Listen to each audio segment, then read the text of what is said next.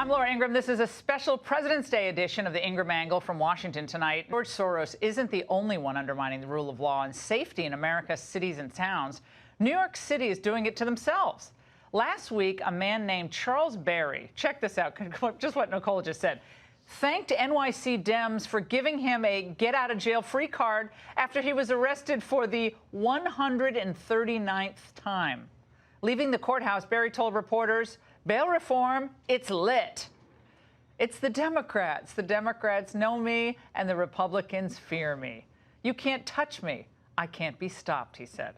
Well, he might be happy, but New Yorkers should be livid with Democrats because they're pushing the law to end cash bail, which took effect on January 1st. Joining me now, New York City Councilman Joe Borelli. Joe, now, it's really bad when the criminals know whom to thank for this insane new law and the fact that they can do whatever they want to do with impunity. Well, yeah, I mean, bless Mr. Barry. He's one of the few people being honest about bail reform in New York City. It is lit if you're a criminal. Unfortunately, most of the other criminals are at least laughing about us behind our backs because, as you mentioned, since January 1st, we have seen a parade of people chuckling their way out of police stations, people who have been accused of assaults, drug trafficking, car thieves, you name it. We are now letting those people go, and it is, as Mr. Barry pointed out, 100% the responsibility of the far-left progressive Democrats that run New York City and New York State.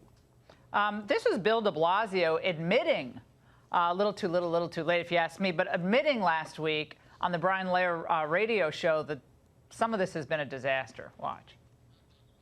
Overall, the number of all so-called index crimes was the highest for January since the month you took office in 2014. What else is contributing to it other than whatever the bail reform might be? There really do not appear to be a lot of other contributing factors at this moment. I'm saying it sort of stands out like a sore thumb that this is the single biggest new thing in the equation, and we saw an extraordinary jump. I mean, it was shocking that he actually said, for a lot of people who, don't live in New York City, well, that's it. Yeah, I mean, it's like, whoops. He's been somewhat consistent in listening to the NYPD on this issue, and he's right. I mean, this is the contributing factor why we've seen a spike in index crime since January 1st. And he's not the only Democrat, by the way. There are people who, a year ago, we would have called them bona fide progressives, people that got elected district attorney around the state, who have now come out and said, guys, this is absolutely bonkers. We cannot keep the public safe. New Jersey, just across the river, enacted their version of bail reform. They at least allowed judges to keep discretion based on a personable, reasonable threat to public safety. I mean, we did not do that in New York State. Although, if you listen to the Democrats, they lied for a year and said it was just like New Jersey, and we were all just, stirring the pot. Yeah, but getting rid of cash bail, that sounds like a good thing. It does, so people just don't know. It actually has played out. It's going to play out horrifically for the average American in these cities, especially low-income people who aren't surrounded by a myriad of various security officers. I want to put up this graphic. This tells the story. Since 2019 in New York, 34% increase in robbery, 8.5% felonious assault, 70% grand larceny auto, 10% grand larceny period.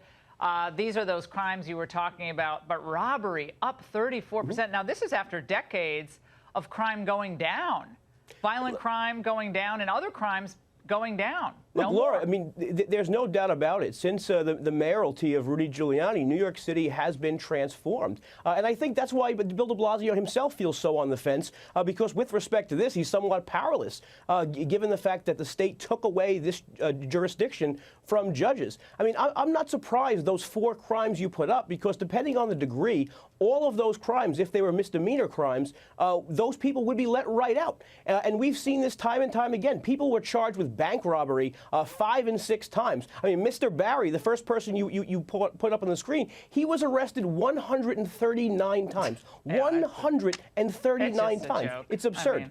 I mean, first, New York has got to go back to common sense. Politics, common sense. Policing, just common sense. It's not even political at this point. This is just pragmatism. Joe, thank you for being there and speaking out. New York City Councilman Joe Borelli, we really appreciate it. Thank you.